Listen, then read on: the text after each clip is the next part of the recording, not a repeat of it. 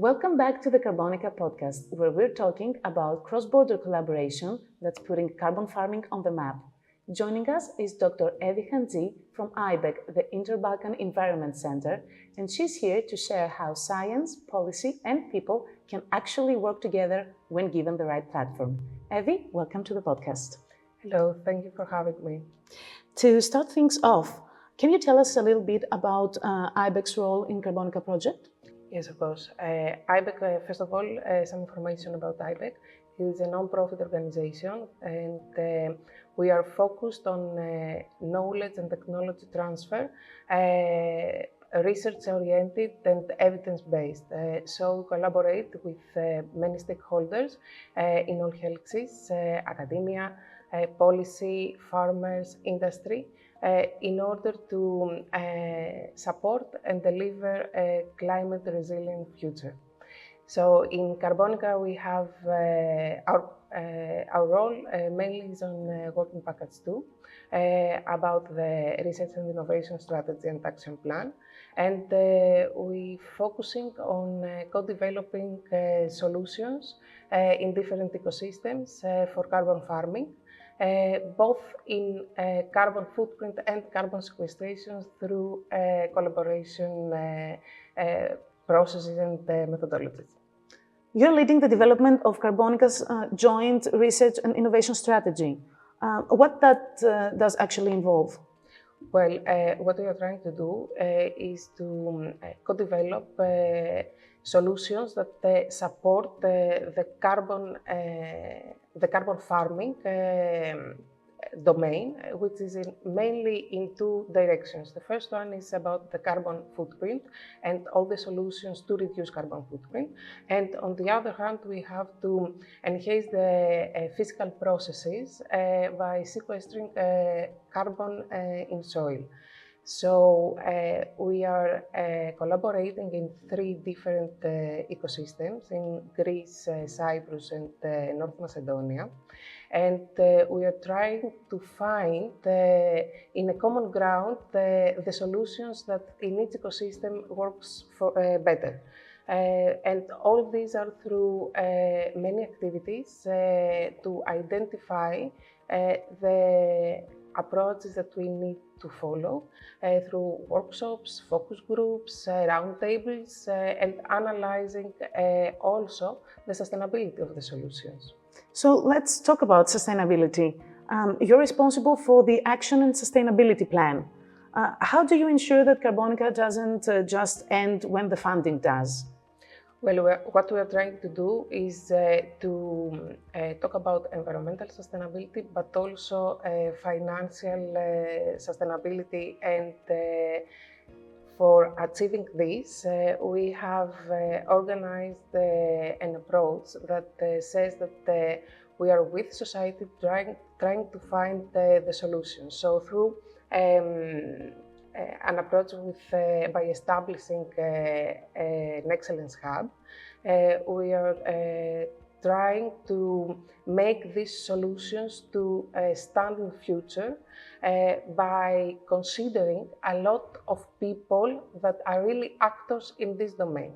So how we approach the sustainability through the power of the society and through the evidence-based and science-based solutions. So you've worked across three very different agricultural and political environments. What has that experience been like for you? Well, it was really interesting and still is because each ecosystem has unique characteristics that we need to consider and first of all identify. Based on all the activities that I previously mentioned with working groups, round tables, focus groups, many visits on the field, speaking and talking with the farmers and discussing about the problem in all ecosystems, we are trying to give some directions and to co-develop the solutions, because this is very important for us, to co-develop or co-decide the solutions in different ecosystems. But first of all, identify the unique needs. So it was a very interesting approach for me, and it gives us what we say, there is no one solution that fits for all. So we need a portfolio of solutions, but in the common ground. And on a more personal note, what has kept you motivated through the complexity of this project? Well, the point that I was very excited about, it was that we were discussing for the solutions with the society and not for the society. So I think that the core message that Carbonica Hub and Carbonica Excellence Hub that we discussed is that we are designing and implementing the solutions that we need for climate resilience future and a sustainable agricultural production system, moving to low carbon production systems, discussing and finding these solutions with the end users and with the core actors of this domain. So for me, that was also a very important thing, that we are not producing solutions on a top-down approach, but from a bottom-up approach. What role has stakeholder engagement played in i-BEC's work within Carbonica?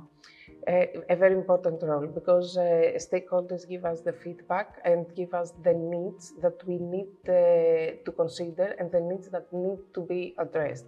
What we have in Carbonica is that we have a policy that we need to address, the climate law, the carbon farming domain. We have the research-based results and the solutions that have been developed from the researchers, so the research community. And then we have the farmers, the end users, all the industry of MRV, monitoring, reporting, verifying processes, and we need to address real problems in real-world settings. So the engagement methodology was very, very important, because we could actually find in real-world setting these solutions and be aligned all the helices on the carbon farming domain. So one very important thing as well was that this approach, the engagement stakeholder and the multi-actor platform approach in Greek ecosystem, we succeed to have a level of living lab. So we are certified, Greek ecosystem has been formed in a living lab methodology, and it is certified by ENOL. This is very important because as certified by ENOL,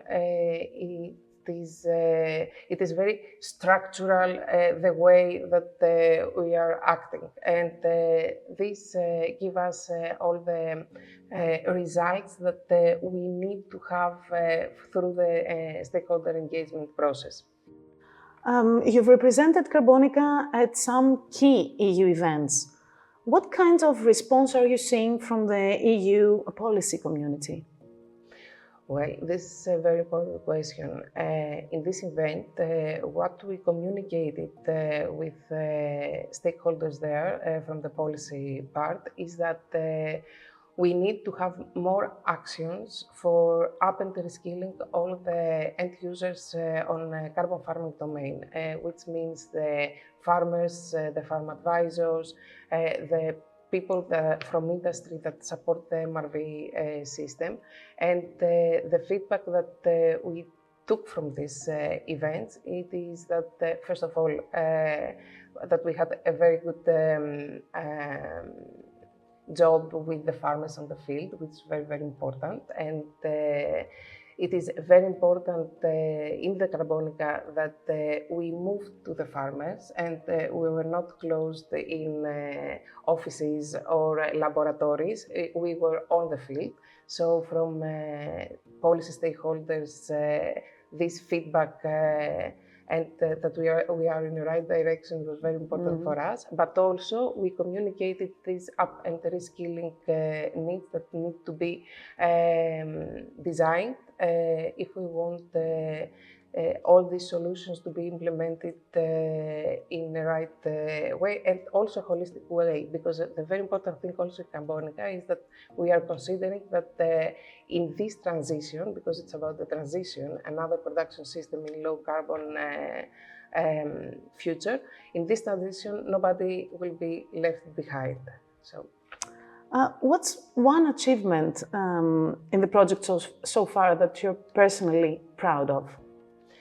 Well, difficult to decide because we have many achievements. The one is the living lab that I presented, certified by ENOL, and all the structural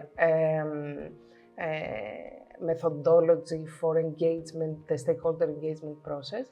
I think I will choose one of our last achievements, which is the first carbon office in a regional level in Eastern Macedonia and Thrace region.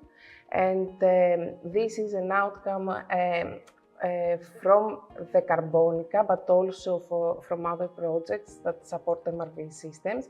But the core activities of this carbon office is the engagement process with the stakeholders. So this is an outcome from Carbonica that supports in the policy strategy in a regional level. It is the first one in Greece, and I think in Europe we want in this regional level to have all the activities that have been produced, all the protocols that have been produced in Carbonica, and all the engagement methodologies that have been produced in Carbonica to be implemented at the regional level, and the society in the regional level be ready for the next day for carbon farming and carbon removal certification framework. I think it is one of the most important achievements, and it is a very good practice that could be followed by other regions in Greece or also in European level. That is sure something to be proud about. Finally, what's next for i-BEC in Carbonica? Well, next steps are, first of all, to finalize the joint research and innovation strategy, and to have a meeting with our advisory board to communicate and see what worked and what didn't work, and evaluate the solutions and maybe have some adjustments in future steps and solutions that we need to communicate with the stakeholders. So this is one of our important things, and based on this we are going to establish the Excellence Hub, trying to support this transition to climate resilient and low carbon agri-food production systems. And that marks the end of today's conversation, a tour through strategy and sustainability. A heartfelt thank you to Dr. Evie Chantzi for sharing her insights. Evie, it's been a pleasure. Also for me, thank you so much. Thank you all for tuning in. Till we meet again, follow Carbonica on social media for more news and updates. See you next time.